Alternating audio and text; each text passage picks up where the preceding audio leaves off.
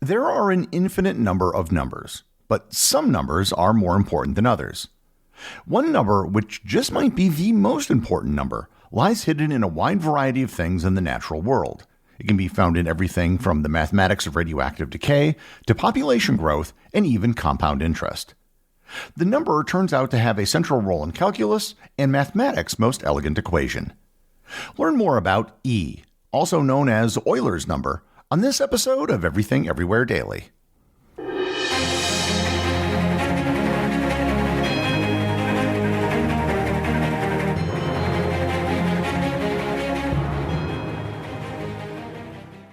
This episode is sponsored by eHarmony. The best relationships are the ones that make us feel most like ourselves. The people we can be ourselves around are the people who really see us for us. They really get us.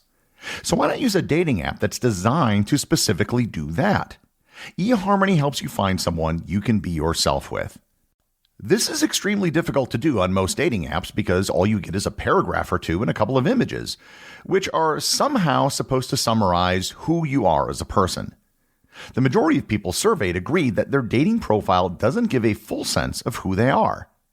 The eHarmony sign-up process gives each person a distinct personality profile that shows what makes them them, based on a set of questions that everyone on the platform answers.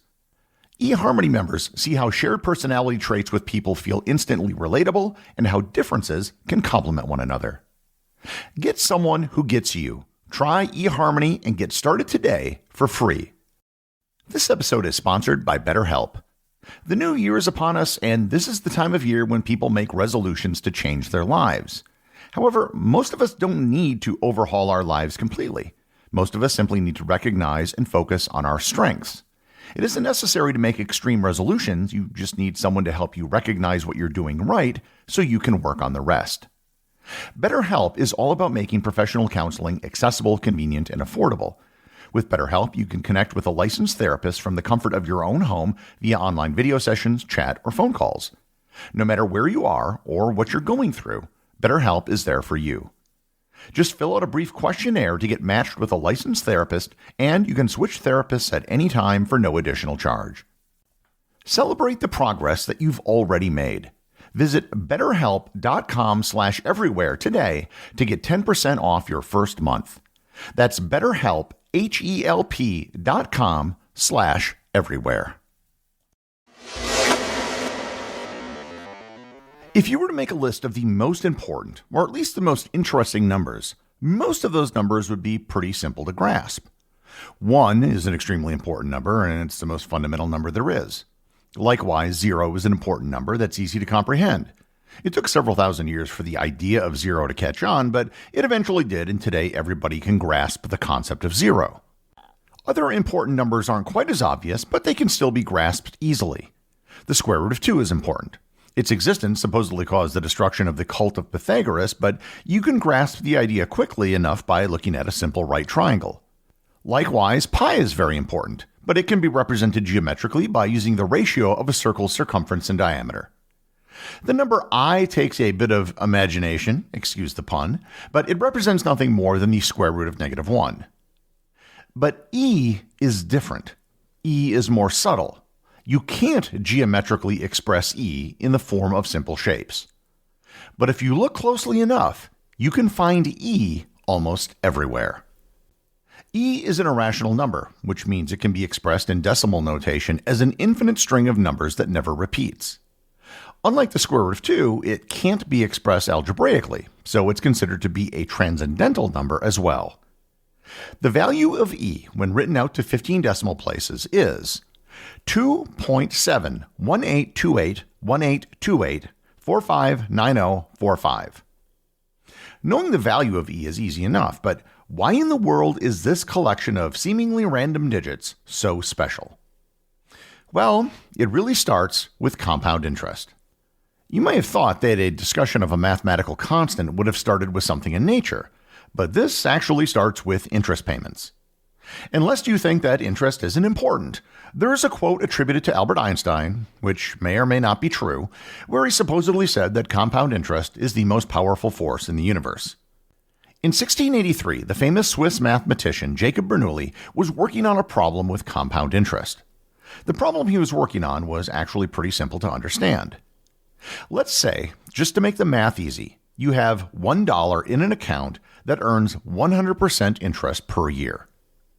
If you compound the interest annually, then at the end of 1 year, you will have a total of $2. The initial $1 and then the 100% interest, which is another $1. But what if you were to compound the interest more frequently than annually? Would that change the total amount you made? And the answer is yes. Now let's assume you had 2 compounding periods every 6 months. At 6 months, you get 50%, and at 12 months, you get another 50%. How much would you have at the end of the year? At 6 months, you'd have $1.50, and at 12 months, you'd earn 50% on the $1.50, and you'd have a total of $2.25. You made more money by changing the compounding period, but not the interest rate. But now let's take this further. Let's assume you compound the interest quarterly. You make 25% interest every 3 months. At the end of a year, you wind up with $2.44. What about compounding monthly? You'd get $2.61 at the end of the year. And how about daily? You'd have $2.71. That 2.71 should sound familiar. What Bernoulli realized was that as the compounding period got smaller and smaller, the total amount you would make didn't grow to infinity. It actually approached a limit. And that limit is the number E. It turns out that other mathematicians had stumbled upon E earlier, but they just didn't realize its significance. The first person who stumbled upon it was John Napier. In 1618, he worked on a table of logarithms. A logarithm is basically the opposite of an exponent. They're incredibly handy for doing calculations, but they can be very difficult to calculate by hand. For example, 10 raised to the power of 2 is 100. 10 raised to the power of 3 is 1,000. But what power must you raise 10 to get to a value of, say, 50? Making these calculations, Napier stumbled upon E without really knowing its significance. For this reason, E is sometimes known as Napier's constant. However, we're just getting started. The same Jacob Bernoulli who worked on compound interest also worked on statistics and probability. And guess what? The number E turns up there as well. Let's say you play a game where you have a 1 in n chance of winning. If you play the game n times, what are the odds that you don't win a single time? Let's make this a bit more concrete. A roulette table with a single zero has 37 slots. Assuming a ball can fall into each slot equally, what are the odds that you wouldn't win once if you played 37 times? It turns out that you'd have a 36.3% chance of not winning once, or as it's usually expressed, 0.363. It turns out that number is very close to 1 over E. In fact, the larger n gets, the closer the odds get to 1 over E. But this isn't even the good stuff. The real power and significance of E has to do with something called the exponential function. The exponential function is pretty simple. It's just the number E raised to some power of x. If you remember back to my episode on what calculus is, a function is just a mathematical relationship where you put something in and you get something out. The exponential function has unique properties. Exceptional properties, actually. Many mathematicians consider it to be the most important function in all of mathematics. Why? Again, if you remember back to my episode on what calculus is, the derivative of a function calculates the rate of change of a function at any point. The exponential function is the only function that is the derivative of itself.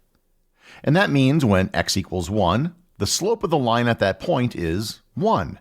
When x equals 5, the slope of the line at that point is 5. If the exponential function is the derivative of itself, then it also must be the integral of itself. That means the area under the curve at a given point is the same as the value of the point. At x equals 1, the area is 1. At x equals 5, the area under the curve is 5. Logarithms are the inverse of exponents, and the inverse of the exponential function is called the natural log function. It's usually written in the notation ln, which is a special way of indicating that something is a logarithm in base e. The fact that the exponential function is the derivative and integral of itself means that you will find the number e all over the place. I began the episode by talking about compound interest, which is really just about growth. In that particular case, the growth of money. However, growth can apply to anything, not just money. When algae grows in a pond, it will do so according to a formula based on E. If you're looking at populations of animals consisting of anything from rabbits to humans, it will be based on the same formula based on the number E. E is also involved with the reverse of growth, decay. In particular, radioactive decay. The half-life of a radioactive isotope is determined by an equation with the natural logarithm of E at its heart. If you're familiar with statistics, you've probably seen a bell curve. It's a statistical distribution that is shaped like a bell. Many things in the world are distributed on a bell curve. Well, it turns out that the equation describing a bell curve is based on E. I could go over many equations and formulas that are all based on the number E, the exponent function, or the natural logarithm function.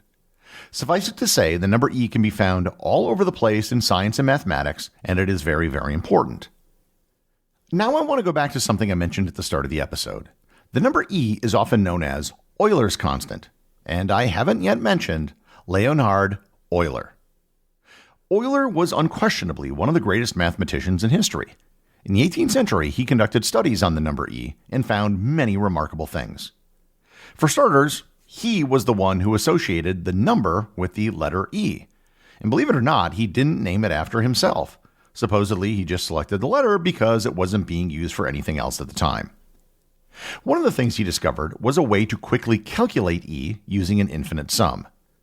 If you remember back to my episode on combinatorics, a factorial is just the number you get when you multiply up all the numbers to it and including it together. So 5 factorial would be 1 times 2 times 3 times 4 times 5. What Euler discovered is that you can calculate E by adding together the following: 1 over 0 factorial plus 1 over 1 factorial plus 1 over 2 factorial plus 1 over 3 factorial plus 1 over 4 factorial, and on and on and on. As factorials get big very quickly, the corresponding fractions get small very quickly, which means that you can calculate a useful version of the number without very much effort. But perhaps the greatest discovery he made is what's considered to be the most beautiful and elegant equation in all of mathematics. In a very simple equation, he managed to tie together 5 of the most important mathematical constants. The number 1, which is kind of self-obvious, the number 0, on which I've done a previous episode, the number pi, on which I've done a previous episode, the number I, on which I've done a previous episode, and finally E, which is the subject of this episode. His equation is simply E raised to I times pi plus 1 equals 0. It's known as Euler's identity or Euler's formula. Keith Devlin, a mathematics professor at Stanford University, once said about it, quote, "Like a Shakespearean sonnet that captures the very essence of love, or a painting that brings out the beauty of the human form that is far more than just skin deep, Euler's equation reaches down into the very depths of existence." Euler's identity captures the beauty of the number E and how it's bound into so much of nature. And that's why it is probably the most important constant in all of mathematics. The executive producer of Everything Everywhere Daily is Charles Daniel. The associate producers are Peter Bennett and Cameron Kieffer. I wanted to give a big thanks to everyone who supports the show on Patreon. Your support helps me put out a new show every day. And if you're interested in Everything Everywhere Daily merchandise, Patreon is currently the only place where it's available. And if you'd like to talk to other listeners of the show and get notified of future episodes and projects, please join my Facebook group or Discord server. Links to everything are in the show notes.